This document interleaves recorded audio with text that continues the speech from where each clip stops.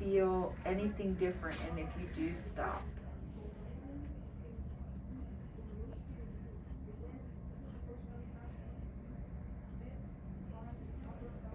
Maybe resistance. Okay, perfect.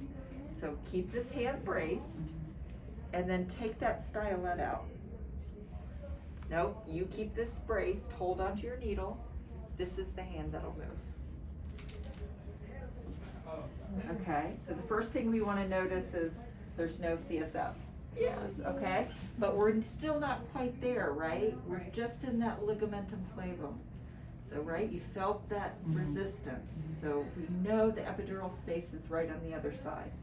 So how are we gonna find this space? We're gonna find it by using a little bit of air in this glass syringe that's really slippery.